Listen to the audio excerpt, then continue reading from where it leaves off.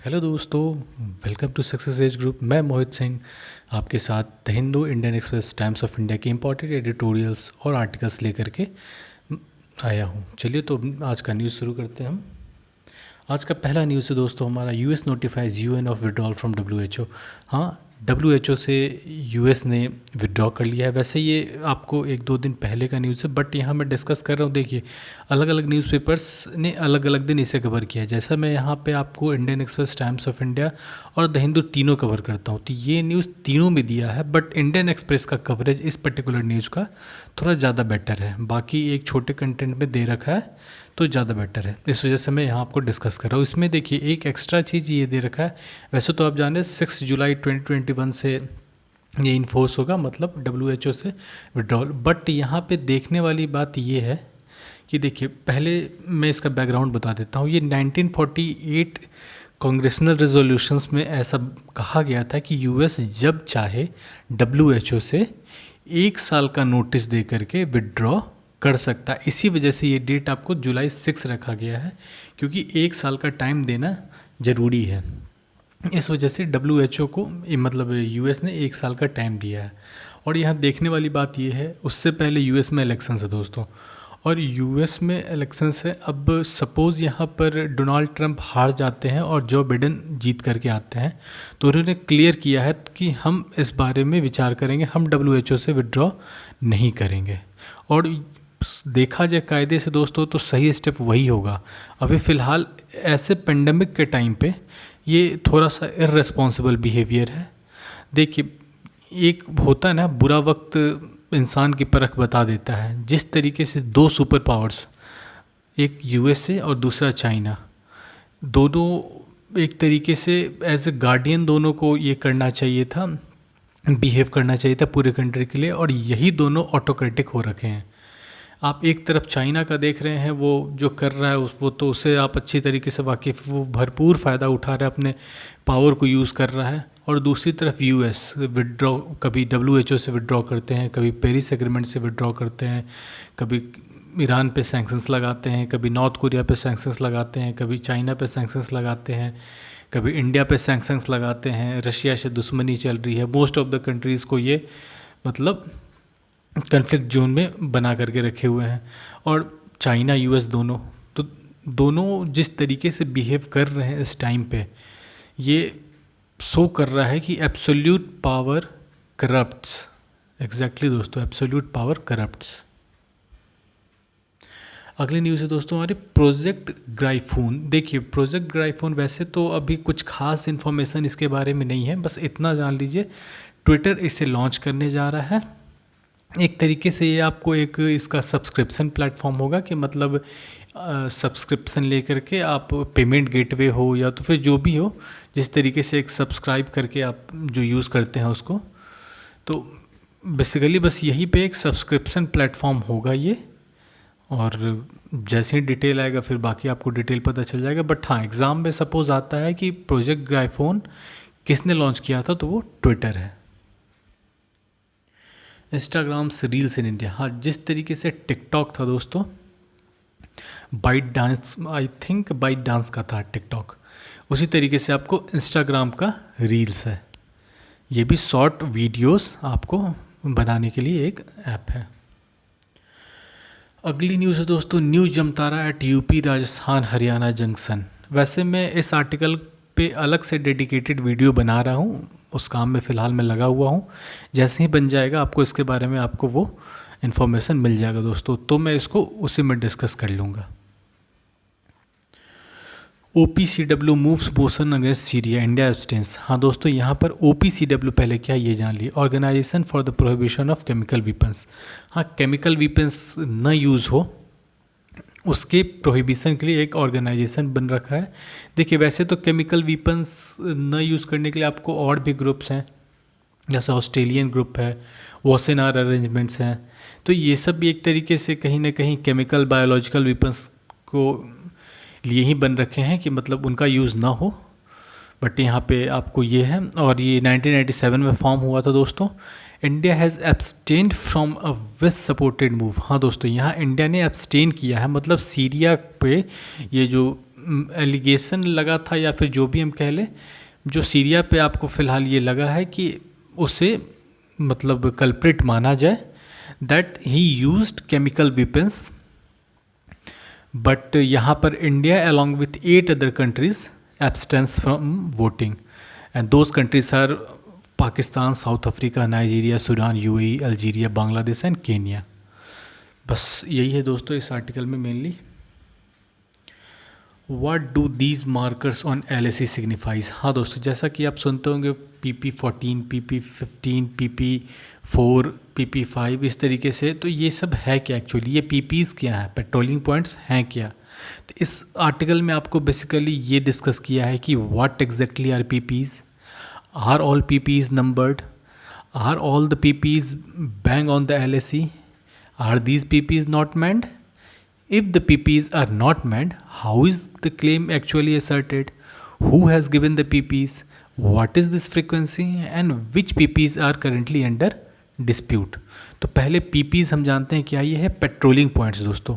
ये बेसिकली ये डिमार्केट करता है कि एक पर्टिकुलर जो कंट्री है उसका जुरिसडिक्शन कितने दूर तक है, किस एरिया तक है, क्योंकि वो जहाँ तक पेट्रोलिंग करेगा दोस्तों वो एरिया लगभग उसके जुरिसडिक्शन में आता है, इसी वजह से ये पेट्रोलिंग पॉइंट वही हुआ। फिर हम देखते हैं are all the PPs numbered, not exactly सारे PPs नंबर्ड। अब जैसे जहाँ पर आपको जोग्राफिकल फीचर्स है, सपोज़ जहाँ पे अगर नदी है, नाला है, या तो फिर उस तरीके का कोई वैली है, पास है, अगर वो बाउंड्री बना रहा है तो फिर उसमें नंबर देने का ज़रूरत नहीं है दोस्तों। लेकिन बट अगर सपोज़ पहाड़ है या तो फिर लैंड है बिल्कुल एकदम प्लेन, और उस बीच में ही आपको पॉइंट्स हैं, इधर और उधर दोनों का एरिया वहाँ पर है आपको, मतलब इंडिया चाइना दोनों का बॉर्डर वहाँ पर है, बीच फील्ड से लाई करता है, तो उस फील्ड में वहाँ पर आपको पेट्रोलिंग पॉइंट्स देने ज़रूरी होते हैं। और फिर है यहाँ पे दोस्तों are all on the PPs। हाँ, अब इसमें ये बोल रहा है कि क्या सारे PPs line of actual control पे एग्जैक्टली हैं, तो नहीं दोस्तों, कुछ जो है वो लाइन ऑफ एक्चुअल कंट्रोल से थोड़ा पहले इंडिया के साइड में हैं। अब इसमें है are these PPs not manned. Actually ये पोस्ट्स नहीं होते हैं, इस वजह से ये मैंड भी नहीं होते हैं। यहाँ पे एग्जैक्टली यही दे रखा है, क्योंकि यहाँ पे जैसा हमारा पाकिस्तान के साथ जो LOC है, वहाँ पे एनी टाइम वो जो आपको पोस्ट बने हुए हैं वो गार्डेड होते हैं, बट यहाँ पे गार्डेड ये नहीं होते हैं, यहाँ मिलिट्री सेटअप आपको एग्जैक्टली नहीं होता है। If the PPs are not manned, how is the claim actually asserted. तो इसमें ये बोल रहा है बेसिकली दोस्तों कि अगर PPs मैंड नहीं होगा तो कैसे पता चलेगा कि ये एरिया किसका है।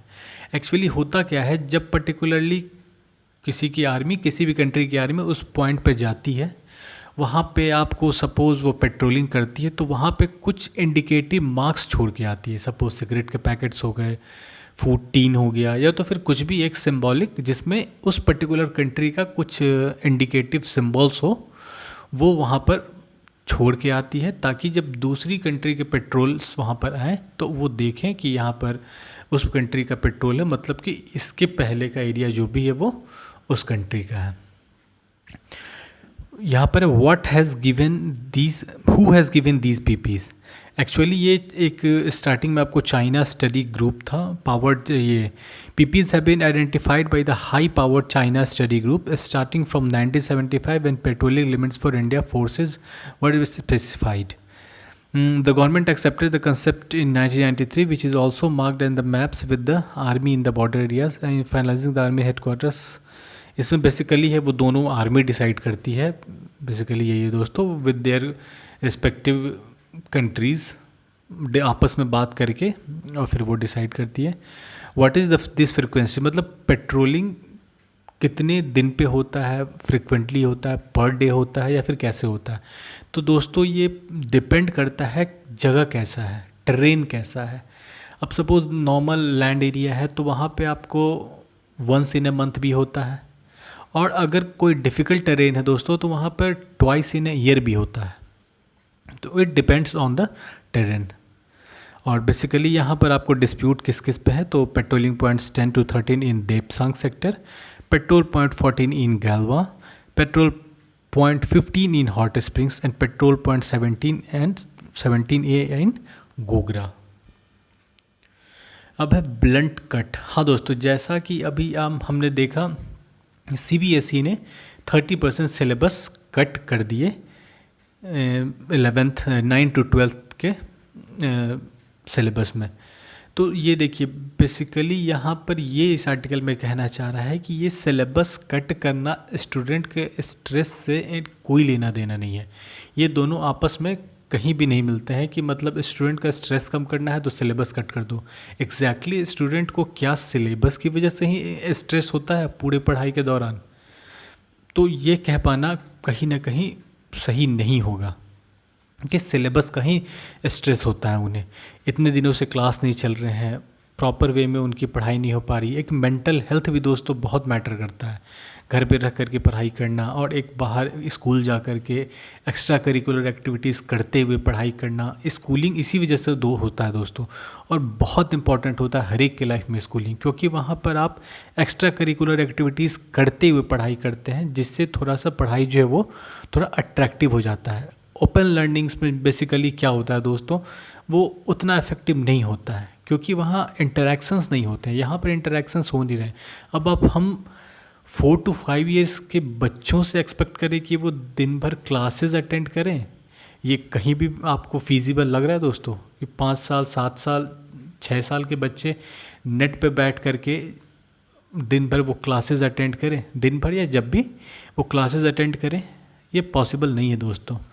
तो यहाँ पर सिलेबस कट करना 9 to 12 में जो किया गया 30%, ये एग्जैक्टली सही नहीं है। और यहाँ पे बेसिकली यही बताया जा रहा है कि जो हमारा रूट ही है एजुकेशन सिस्टम का, वही फॉल्टी है कहीं ना कहीं।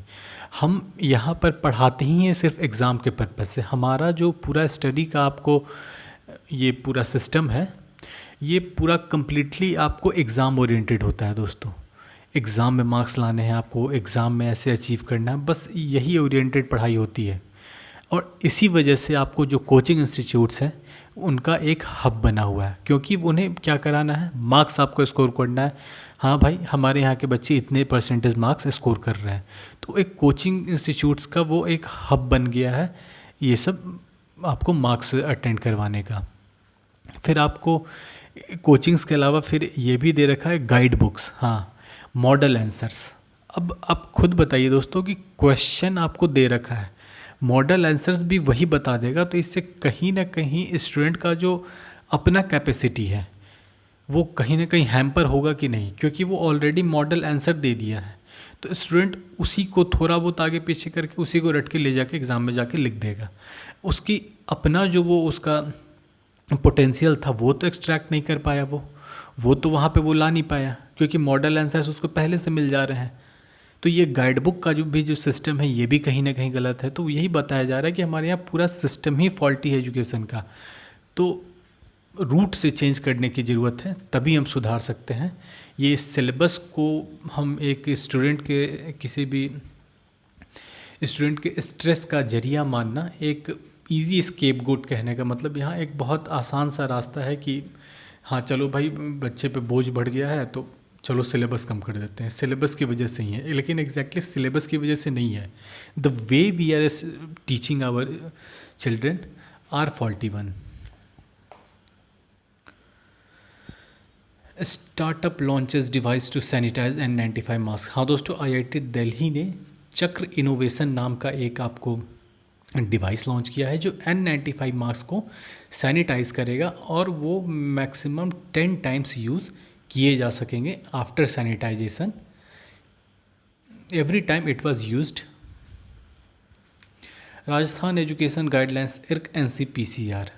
देखिए NCPCR क्या हो गया, National Commission for Protection of Child Rights. हाँ दोस्तों, यहाँ पे बेसिकली इन्होंने क्या किया कि जो बच्चे हैं नर्सरी क्लासेस में, जो इकोनॉमिकली वीकर सेक्शंस जो हैं उनको आरक्षण न दे करके, मतलब ये violate the right to education and deny children from economically weaker section the right to free education. मतलब उन्हें फ्री एजुकेशन नहीं दिया जा रहा है नर्सरी क्लासेस में, किन्हें, इकोनॉमिकली वीकर सेक्शंस को। तो ये कहीं ना कहीं राइट टू एजुकेशन एक्ट जो है 2009 उसको आपको कॉन्ट्रडिक्शन में है। और इसी बात पे मतलब राजस्थान गवर्नमेंट को एनसीपीसीआर ने कटघरे में खड़ा किया है कि आप आरटीई एक्ट भी प्रॉपरली फॉलो नहीं कर रहे हैं। देखिए यहाँ पर दोस्तों बेसिकली स्कूल्स में क्या सिस्टम है कि 25% जो आपको सीट्स हैं अपने स्कूल में वो आपको जो वीकर सेक्शंस हैं उनके लिए रिज़र्व करना पड़ता है। और उस वीकर सेक्शन में बेसिकली ये यहाँ पे कर क्या रहे हैं, उस वीकर सेक्शन में इकोनॉमिकली वीकर सेक्शंस को नहीं मान रहे हैं, ये बाकी वीकर सेक्शन को मान रहे हैं। बट इनका कहना है कि क्लास 1 ऑनवर्ड्स हम मानेंगे, उससे नीचे में नहीं मानेंगे। तो अब ये किस तरीके का तर्क हुआ पता नहीं। IAF gets last of 5 AH-64E Apache attack helicopters from Boeing. हाँ दोस्तों, बोइंग के साथ आपको $3 बिलियन का डील हुआ था 2015 में, जिसमें नियर अबाउट आपको 22 अपाचेज़ मतलब AH-64E अपाचेज़ देने की बात हुई थी और 15 चिनूक हेलीकॉप्टर्स। तो 15 चिनूक हेलीकॉप्टर्स इसी ईयर मार्च के महीने में कंप्लीट उसका कंसाइनमेंट आ गया आपको। और जो अपाचे हेलीकॉप्टर्स थे उसमें से बाकी तो आ गए थे, 5 बचे हुए थे, वो भी अभी आपको रिसीव कर लिया गया। मतलब ये बोइंग के द्वारा ये अपना कंसाइनमेंट उन्होंने पूरा कर दिया। सो थैंक्स दोस्तों, आज भी कुछ खास न्यूज़ था नहीं, बट जो भी इम्पोर्टेंट मुझे लगता है वो मैं डिस्कस कर देता हूँ। और हाँ, मैं वही कोशिश कर रहा हूँ, कुछ जो आपको थोड़ा मेंस में जो आपके आंसर राइटिंग में इम्पॉर्टेंट थोड़ा हो सकता है, मैं कोशिश करूँगा वैसे आर्टिकल्स को सेपरेटली डील कर दूँ एक डेडिकेटेड वीडियो बना करके। बट दोस्तों इसके लिए आपको मेरे चैनल को सब्सक्राइब करना होगा, मेरे वीडियोस को लाइक करना होगा, ताकि मैं ये करने के लिए प्रेरित होता रहूं। ओके दोस्त, thanks a lot, thanks for watching my video. For more newspaper cuttings join my Facebook channel Success Edge BPSC UPSC, और इसका डिस्क्रिप्शन मैं आपको अपने डिस्क्रिप्शन बॉक्स में दे दूंगा दोस्तों। So please